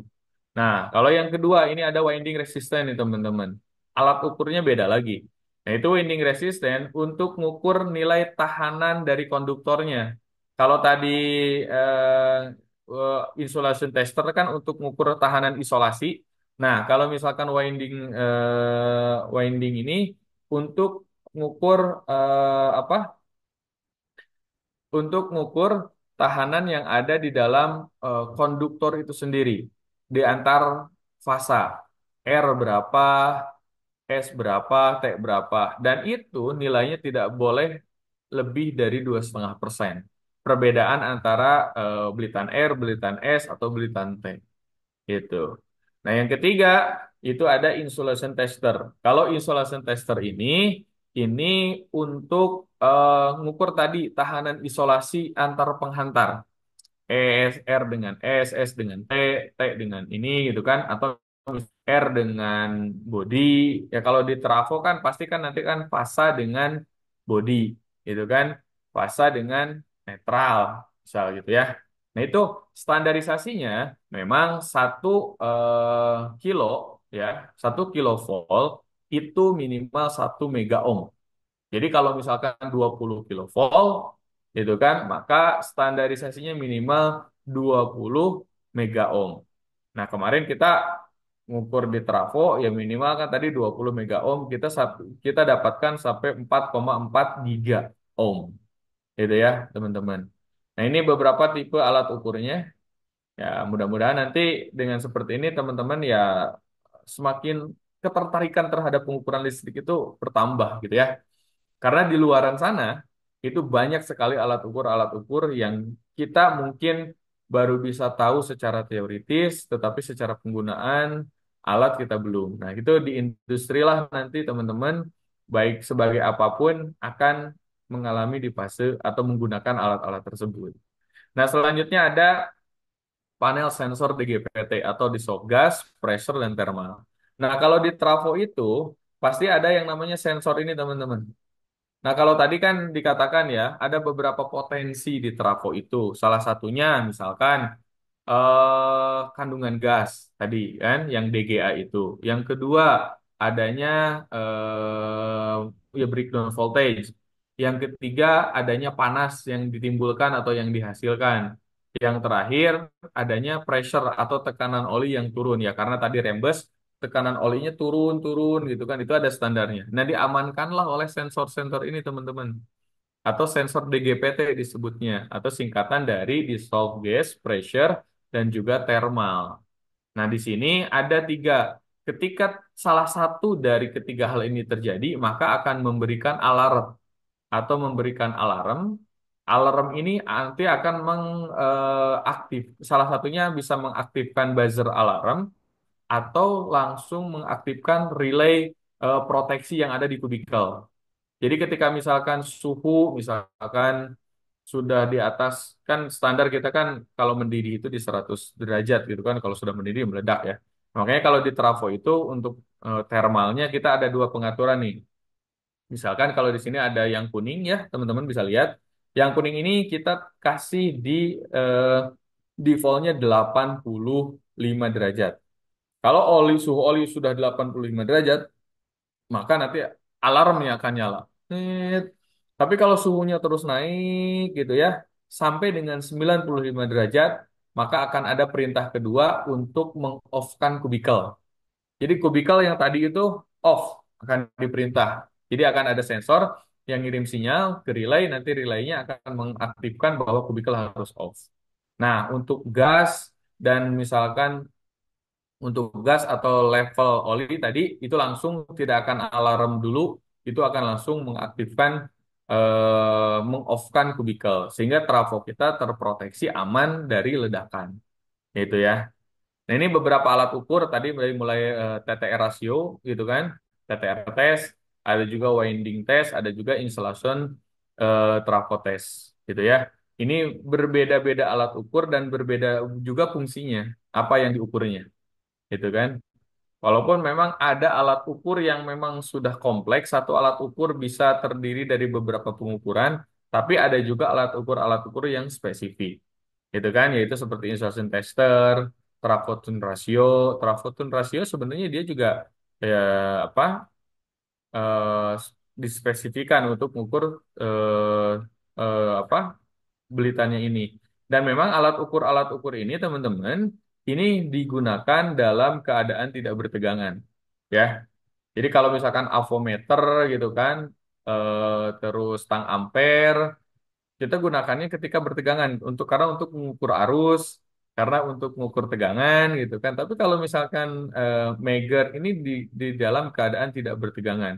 Dan nanti SOP pengukurannya, alat yang kita ukur secara sistem konektivitas itu harus terlepas dulu dari sistem. Misalkan trafo, ya trafo mau kalau mau kita ukur, koneksinya harus kita lepas semua, seperti ini yang nomor 2 atau yang nomor 1 yang sini ya TTR. Ini kondisinya terlepas semua nih gitu kan untuk kebebannya. Karena kalau enggak nanti akan malah bahaya ke perangkat-perangkat yang kita sudah terpasang. Itu kan kayak ke lampu segala macam. Karena nanti akan ada injek tegangan kan. Injek tegangannya itu bisa 5.000 volt, bisa 1.000 volt. Yang mana kalau perangkat kita satu fase kan tegangannya cuma di 220 plus minus 10%. Nanti rusak semua gitu ya. Oke. Yang selanjutnya ada panel ATS dan AMF atau Automatic Transfer Switch Kalau untuk ATS-nya itu automatic main failure. Nah, ini teman-teman wajib teman-teman garis bawahi. ATS AMF itu satu sistem tapi beda fungsi. Artinya dia teh satu sistem yang nanti akan bekerja sama satu sama lain. Kalau untuk ATS seperti ini fungsinya adalah memindahkan catuan ke sumber catuan lain secara otomatis. Contoh dari PLN ke catuan genset ataupun sebaliknya, gitu ya. Nah, namanya automatic transfer switch, artinya untuk memindahkan satuan dari satu sumber ke sumber yang lain. Kalau di sini kasusnya PLN dan genset, berarti dari PLN ke genset ataupun sebaliknya dari genset ke PLN secara otomatis, gitu ya. Yang kedua AMF, AMF itu untuk apa? Di sananya automatic main failure.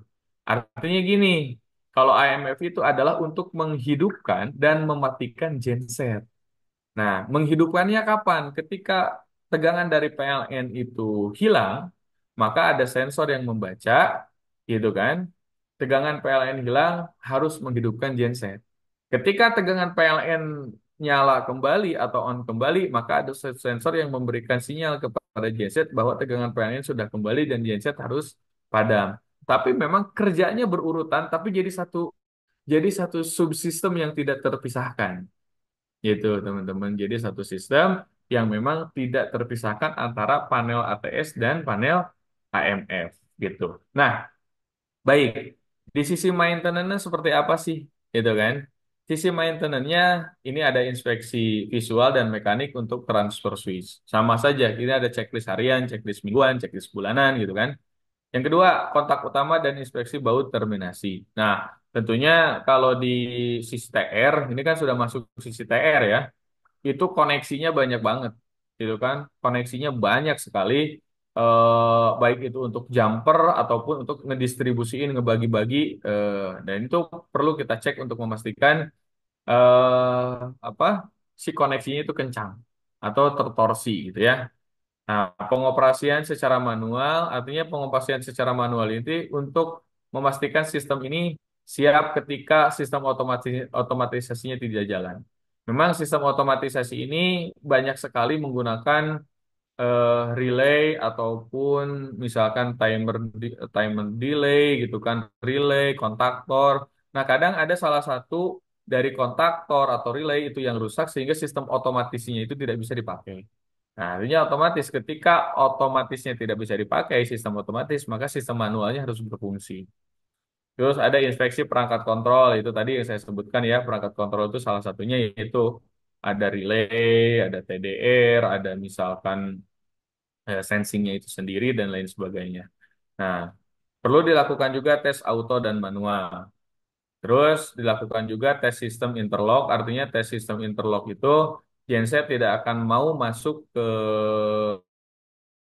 menyuplai listrik ketika PLN masih standby ataupun sebaliknya, gitu ya. Itu harus ada sistem interlock di sisi nanti ATS, ya. Selanjutnya ada pengecekan temperatur kabel penghantar dan terminasi. Tentunya ini ya, kayaknya untuk pengecekan panas itu di semua perangkat dari mulai sisi TM sampai sisi TR, terutama di kabel di penghantar. Karena kabel penghantar itu salah satu yang paling umum terjadi itu adalah koneksi yang kurang kencang atau unbalance beban. Arus yang mengalir di kabel 3 pas, misal salah satu pasnya itu lebih tinggi. Itu akan menyebabkan panas yang berlebih juga. Nah, oke. Nah, ini untuk pendistribusian ini ya. Oke, ini Pak Adi. Gimana Pak Adi? Ada ngechat? Mohon izin.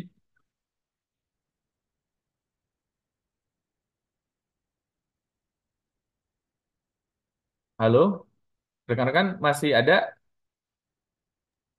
Kasih, Pak. Oke. Oke, Pak. Mohon maaf Pak Ya. Rudi, ini saya pakai dua perangkat ternyata lupa saya. Oh, Apa? Iya, oh iya saya pakai siap. perangkat dua. Mohon maaf Pak. Oh, siap, siap, siap. Eh, Takutnya ada waktunya hal kita lain Pak Adi yang mau disampaikan. waktunya sudah eh, cukup minim ini Pak. Jadi mungkin Oke. ada beberapa pertanyaan dari rekan-rekan mahasiswa.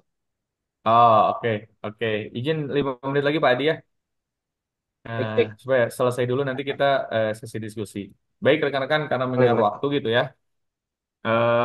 Yaitu saya akan percepat untuk kita masuk ke sesi diskusi. Nah, ini untuk distribusi pengkabelan. Nah, teman-teman, ini di gedung kami itu sistem distribusinya seperti ini gitu kan. Bahwa distribusi power itu harus andal dan fleksibel. Nah, opsinya itu kalau di kami itu ada overhead itu di atas, ada juga di raised floor di bawah. Nah, biasanya kalau ke gedung-gedung perangkat itu raised floor karena itu eh, semua itu ada kanalnya. Nanti dibuat kanal. Nah, dibuat kanal, setelah itu sistem distribusinya ada di bawah. Walaupun ada di beberapa lokasi, sistemnya di atas. Tapi memang secara estetik, itu lebih estetik di bawah gitu ya. Nah, tipe distribusinya juga ada kabel standar, ada busbar. Nah, sekarang itu memang kalau untuk di luar gitu kan, di luar ruangan, outdoor, itu memang lebih banyaknya kabel. Tapi kalau untuk di dalam ruangan, apalagi di dalam gedung itu sistem busbar itu masih sangat banyak sekali digunakan gitu ya. Nah, ini untuk tipe pembagian arusnya gitu kan.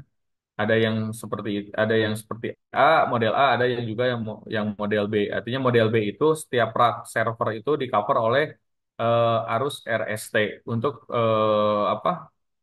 Arusnya itu stabil atau untuk arusnya itu balance. Ada juga yang tipe A. Tipe A itu perak beda. Rak ini R, rak kedua S, rak ketiga T, dan seterusnya. Nah, kebanyakan di kami, sistem UPS data center membutuhkan tiga fasa, tapi kebanyakan perangkat ICT-nya itu membutuhkan satu fasa. Sehingga dari sini muncul permasalahan ketidakseimbangan beban yang besar menyebabkan potensi masalah pada UPS. Nah, ada salah satu catatan penting di mana beban perlu diseimbangkan sebisa mungkin di antara tiga fase. Karena ketidakseimbangan beban seharusnya tidak melebihi 10 sampai dengan 15%. Apa masalahnya ketika beban itu tidak seimbang? Banyak sekali masalahnya. Gitu kan? Salah satunya yang paling ujung itu adalah di sisi eh, pertama panas, yang kedua di sisi trafo. Di sisi trafo nanti akan muncul arus netral. Arus netral itu kalau nilainya lebih besar itu akan menghasilkan panas juga dan bisa menyebabkan itu trafonya meledak. Gitu ya. Oke, nah ini standar fuel yang digunakan untuk kabel. Rekan-rekan nanti bisa lihat ya di fuel itu fuel 2000 ataupun fuel 2011 ataupun misalkan yang apa 2013 gitu ya. Nanti bisa dilihat kalau luas penampangnya berapa, arus yang digunakannya itu berapa. Ini juga ada kabel tunggal, ada kabel yang multi, artinya lebih dari satu. Di sana juga ada penempatannya indoor apa outdoor. Nah, ini harus disesuaikan teman-teman. Ini harus dijadikan sebagai pakem, harus dijadikan sebagai patokan. Karena kalau teman-teman salah, itu impact-nya panjang. Apalagi di sistem transmisi. Ketika misalkan iya walaupun transmisi atau distribusi ya gitu ya. Ketika sudah terpasang kan kabel itu semacam fix gitu ya. Artinya ketika kita harus melakukan perubahan itu sangat sulit sekali. Makanya mending diplanningkan, direncanakan dari awal ketika kita menggunakan apapun, terutama penghantar yang sifatnya kabel itu kan nanti berjalur gitu kan. Kalau ngeganti MCB itu kan mudah hanya di satu titik, tapi kalau ngeganti kabel kan itu akan agak sulit. Nah, ini dipastikan bahwa kabel itu sudah masuk ke standarnya minimal kuil, gitu kan, untuk besar ukuran ataupun jenisnya, gitu kan, kan ada NYA, ada NYY, ada apa NYFGBY dan lain sebagainya. Nah, selanjutnya untuk standarisasi penentuan breaker, nah ini perlu juga karena di kita itu kadang di lapangan itu masih ada ya oknum yang penting mah nyala, gitu kan? Yang penting mah nyala tidak sesuai standar. Akhirnya apa yang akan terjadi? Gitu kan? Perangkat kita yang rusak kalau hanya sebatas nyala. Perangkat kita misalkan cuma 4 ampere, kita kasih MCB-nya 20 ampere. Jadi ketika terjadi over current, ketika terjadi over load, gitu kan perangkatnya rusak dulu MCB-nya anteng-anteng aja MCB-nya nggak turun padahal fungsi dari MCB, MCCB ataupun ACB itu sudah jelas untuk memproteksi perangkat gitu ya gitu. Nah, ini standar rumus yang kita pakai gitu kan P sama dengan V dikali I. Kalau tiga fasa P sama dengan dikali I dikali cos P dikali akar 3. Sebenarnya kalau untuk satu fas juga dikali dengan cos P-nya di berapa. Nah, kalau untuk rating pengamannya setelah kita temukan arusnya, maka kita tinggal kali 120%. Ya. Nah, ini mungkin saya lewat ya beberapa contoh case. Nanti saya izin kalau teman-teman berkenan, saya share juga materinya. Ya. Cara menentukan berapa besar pengaman yang bisa kita pakai sesuai dengan kebutuhan kita. Artinya tidak asal menentukan MCB yang penting nyala, MCB yang penting tidak ngetrip, tidak seperti itu. Karena fungsi MCB tadi selain untuk on off, yang paling utamanya untuk proteksi atau pengaman dari perangkat itu sendiri, gitu ya. Nah, oke. Ini ada thermoscanning, teman-teman. Thermoscanning itu digunakan untuk memvisualisasikan panas dari berbagai temperatur yang ada di apa perangkat, baik itu perangkat ataupun penghantar kabel. Di mana di sini panas itu bisa menyebabkan trip ataupun kebakaran. Nah, ini standarisasinya yang dipakai mulai dari ANSI, ISO, dan juga gambar-gambar TAB3 kalau di kami gitu ya, ada technical assessment tarif B3. Nah, apa saja yang perlu di thermal? Semua breaker, gitu kan, semua koneksi seperti isolasi trafo, UPS, dan genset, kabel main power dan busbar, dan perangkat kritikal. Nah, artinya di sini akan terlihat nih, akan tervisual. Kalau arus semakin besar, arus semakin panas, maka dari gambar itu akan terlihat semakin merah. Gitu. Selain menunjukkan merah, nanti di alat ukurnya juga, kalau yang kami pakai itu ada Fluke ya, TI 120, itu semakin panas, semakin merah dan akan menunjukkan nilai high tertingginya berapa. Nah, ini untuk reference tabelnya ada teman-teman ya. Nanti teman-teman bisa pelajari diferensiasi temperatur tiga fasa sama maksimum temperatur. Rata-rata kalau perangkat itu sama penghantar itu harus di bawah 70 derajat. Tapi 70 derajat, di bawah 70 derajat juga nanti akan ada beberapa kondisi. Belum tentu di bawah 75 derajat itu aman, atau di bawah 70 derajat itu aman. Kalau misalkan masuknya ke apa metrik misalkan yang ini itu kan di bawah 75 derajat misal, tapi perbedaan antar fasanya gitu kan ternyata lebih dari 40 derajat, maka ini masuk ke kritikal juga. Wajib dicek. Yaitu sudah pasti salah satunya bisa karena longgar atau karena beban yang tidak balance gitu ya. Jadi belum tentu di bawah 75 derajat itu aman. Dan yang pasti ketika 75 sudah di atas 100 derajat itu kondisi kritikal. Artinya semakin rendah suhunya itu kondisi kritikalnya ya semakin semakin sedikit lah gitu kan. Kondisi safe-nya semakin banyak gitu ya. Oke, nah terakhir ini juga eh, di dalam sistem kelistrikan gedung gitu kan, bukan hanya di gedung ya, mungkin di tempat lain juga sama gitu kan. Itu ada yang namanya tentang total harmonisa distorsi. Di mana total harmonisa distorsi itu sering kita sebut THDI atau THDV, harmonisa atau larasan atau gangguan distribusi listrik atau distorsi pada sebuah instalasi listrik. Nah, sebenarnya THDI ini lebih ke mengganggu eh, bentuk gelombang. Jadi bentuk gelombang kita tuh dibuat cacat. Kalau gelombang listrik AC itu kan sinusoidal murni ya. Nah, tapi dengan adanya THDI ini yang diakibatkan oleh perangkat-perangkat ICT itu salah satunya ya, perangkat telekomunikasi itu salah satu yang bisa menyebabkan total harmonisa distorsi itu sendiri. Itu bisa menyebabkan cacat terhadap bentuk gelombang dari tegangan itu sendiri. Nah, untuk THDI sendiri, untuk THDV itu di bawah 5%, untuk THDI itu harus di bawah 20%. Karena akibatnya THDI ini memang tidak terlihat kalau secara visual, tapi bisa menyebabkan kerusakan terhadap beberapa perangkat atau alat listrik itu sendiri. Oke. Nah, kami perlu sampaikan juga rating power pada nameplate ICT biasanya tidak menyatakan penggunaan power sebenarnya. Penggunaan power biasanya 20 sampai 40% lebih rendah dari nameplate.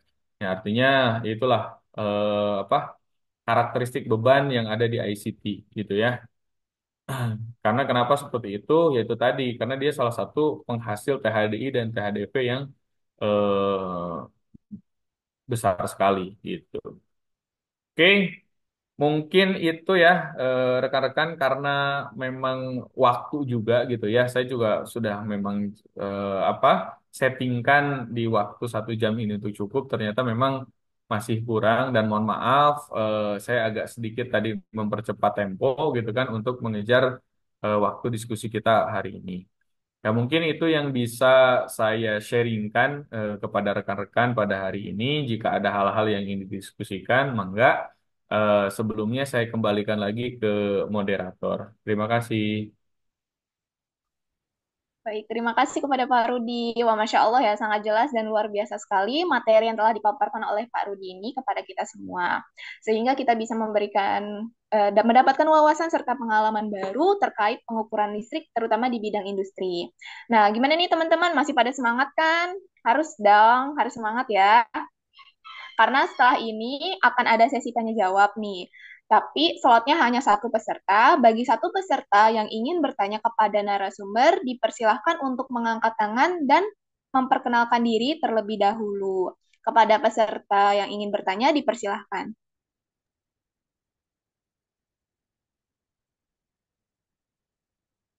Baik, untuk penanya pertama itu adalah Syafwan Rizky Triadi. Boleh, Syafwan? Baik, terima kasih kepada Ibu Moderator untuk mengizinkan saya untuk bertanya. Eh, Sedikit pertanyaan aja, Pak. Tadi kan sempat dibahas tentang eh, kontrak power PLN ya. Nah, ya kan yang dicantumkan dalam PLN kan itu masih daya berbentuk daya semu ya atau volt ampere ya. Sedangkan untuk menjadi real powernya, wattnya itu kan masih ada mengalihkan dengan power faktor dari PLN itu sendiri ya.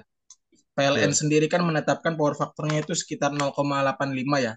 Berarti kan itu daya semu dikali power faktor kan itu hasilnya akan berkurang ya. Ambil contoh aja misalnya mengontrak 900 watt terus dikali power faktor itu dapatnya sekitar 765 watt ya. Kenapa itu bisa terjadi, Pak? Terus apakah itu menyebabkan kerugian untuk pelanggan yang artinya daya efektif yang bisa dipakai secara efektif adalah cuma sekitar 700-an watt itu, sedangkan mengontraknya itu 900 watt ampere. Oke. Gimana Ibu moderator? Dijawab langsung atau nunggu dulu? Boleh langsung dijawab sama Bapak? Oke, baik.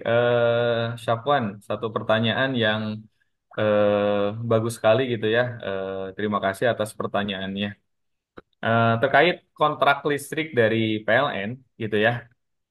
eh, Memang apa yang disampaikan oleh PLN gitu kan melalui nanti kan kalau di listrik itu ada namanya SPJBTL ya, Surat Perjanjian Jual Beli Listrik.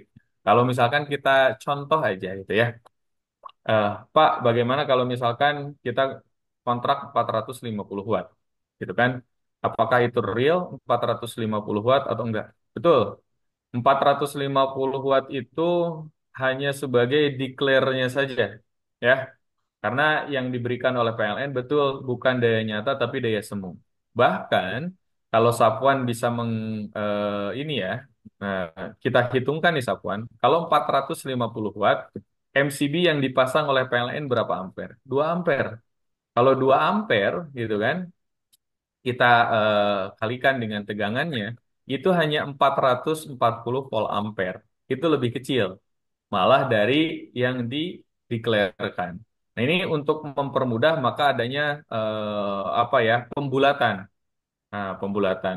Makanya kalau di itu kan PLN mendeklarnya kontraknya mau di berapa kVA. Tapi di lapangan kadang disebutnya watt gitu. Padahal kita sama-sama tahu kalau di dunia eh, listrik kita tahu segitiga daya itu kan ada daya semu, daya nyata, ada daya ini gitu kan, daya nyata, daya semu, daya buta gitu kan. Nah, sebenarnya yang dikontrakan PLN ke kita itu adalah daya semu. Belum ada nilai KOSPI-nya. Nah, kata Salpon tadi PLN menstandarkan KOSPI di 0,85. Sebenarnya PLN sendiri itu adalah KOSPI paling rendah yang mereka standarkan. Nah, sebenarnya mereka itu menstandarkan KOSPI itu kalau bisa mendekati satu. Kan idealnya satu, tapi tidak mungkin. Makanya kalau kita lihat Kospi di berbagai lokasi, yaitu karena kan Kospi itu disebabkan karena pengaruh beban kan. Tapi biasanya PLN itu yaitu mempertahankan memang di atas 0,85. Atau bahkan mereka malahan ya kalau bisa mendekati satu kenapa enggak? Sehingga pemberian atau penggunaan listrik di sisi pelanggan itu benar-benar bisa efektif. Dan sekali lagi, Kospi itu dipengaruhi oleh beban dari sisi pelanggan gitu kan. Ketika Kospi-nya itu misalkan bebannya cenderung induktif, maka akan induktif ataupun misalkan kapasitif, maka akan berpengaruh nanti ke sisi Kospi-nya gitu. Makanya kalau misalkan disebut disebut kerugian itu sudah apa ya, sudah rahasia umum gitu. Makanya ketika kita mengkontrak listrik, jangan mepet-mepet, minimal satu stage di atasnya. Karena kan misalkan kita butuhnya nih 450 watt ya, kita jangan 450 watt. Karena di sisi bebannya kita sendiri, itu di perangkat yang kita gunakan, perangkat yang kita beli, itu cost B-nya juga belum tentu satu, dan tidak mungkin satu gitu ya, kalau beban-beban apalagi beban-beban non linear gitu kan. Nah, makanya ketika misalkan kita dari sisi perhitungan butuhnya 450 watt, naiklah ke 900 watt gitu kan. Kenapa apa? Karena di perangkat sendiri kita ada nanti arus starting itu kalau untuk perangkat-perangkat misalkan kayak motor itu bisa 3-4 kali lipat dari arus nominalnya. Nah ini makanya kalau disebutkan apakah itu tidak merupakan kerugian bagi pelanggan, memang kalau dari sisi logika sederhana kita itu di sisi kerugian, tapi PLN pun di sana juga mendeklarkan bahwa adanya pembulatan-pembulatan dan yang dikirimkan oleh PLN itu adalah yang dikontrakan itu adalah daya semu. Maka kalau kita lihat SPJBTL itu tidak akan muncul 450 watt, tapi di sana 450 volt ampere. Kalau yang saya tahu ya, misalkan di kontrak-kontrak itu munculnya dayanya daya semu, bukan daya nyata. Makanya ketika terjadi pengurangan gitu kan di sisi daya nyatanya, PLN sudah mendeklarasikan juga di awal. Seperti itu, Safwan. Jadi kalau saran saya gitu kan sebagai pengguna juga ketika kita merencanakan suatu kontrak listrik dengan PLN, jangan terlalu mepet. Ya, karena terlalu mepet itu satu, ketika terjadi arus starting itu akan ngetrip. Yang kedua, ketika kita ada penambahan beban, karena kan ini sebuah keniscayaan lah, gitu kan, makin ke sini, walaupun secara perangkat itu akan semakin kecil dayanya, gitu kan, tapi perangkatnya akan semakin banyak yang kita gunakan, gitu kan. Nah, makanya dari itu ya, naiklah satu step. Ketika 450 kebutuhannya kita naik ke 900. Ketika kita butuhnya misalkan 800 watt, naiklah misalkan ke 1300 gitu. Nah, itu untuk menjaga losses tadi sehingga operasional kita selama melaksanakan atau menggunakan perangkat listrik itu tidak terganggu. Mungkin itu yang bisa saya jawab. Sopan, makasih. Bagaimana, Syafwan? Terima kasih Pak, cukup jelas sekali Pak. Terima kasih. Baik, rekan-rekan semuanya, Alhamdulillah, usai sudah sesi pertama kita pada acara hari ini. Sebelumnya kami ucapkan terima kasih yang sebesar-besarnya kepada narasumber pertama kita, yakni Pak Rudi Rinaldi, atas waktu dan pemaparan pengetahuannya yang luar biasa kepada kami semua. Semoga apa yang telah dipaparkan dapat menjadi berkah untuk Bapak dan memberikan inovasi bagi, atau motivasi bagi kami untuk terus mengasah kemampuan terutama dalam hal pengukuran listrik. Adapun kepada Pak Rudi, apabila hendak meninggalkan room ini, kami persilahkan atau mungkin berkenan untuk stay di room ini, kami pun tidak keberatan. Oke, closing sedikit, Ibu Moderator ya. Rekan-rekan, mungkin itu yang bisa saya sampaikan pada hari ini, pada pagi hari ini. Terima kasih saya ucapkan dan mohon maaf atas kurang dan lebihnya. Satu pesan saya untuk rekan-rekan, apa yang rekan-rekan dapatkan di kampus, eh, kembangkan juga nanti ketika teman-teman di luar. Karena ada satu prinsip ilmu gitu teman-teman, ketika ilmu pengetahuan dengan ilmu praktek itu dikombinasikan, maka ada yang namanya tacit knowledge. Tacit knowledge itu adalah gabungan antara ilmu pengetahuan yang kita pelajari dengan praktek yang kita laksanakan, dan itu tidak akan kita temukan di sistem pembelajaran apapun. Maka apa yang teman-teman sudah dapatkan secara teori hari ini, kembangkanlah melalui praktek di esok dan kemudian hari sehingga teman-teman punya tacit knowledge yang akan membekali teman-teman menjadi seorang engineer profesional. Mungkin itu yang bisa saya sampaikan. Kurang lebihnya mohon maaf. Assalamualaikum warahmatullahi wabarakatuh. Waalaikumsalam warahmatullahi wabarakatuh.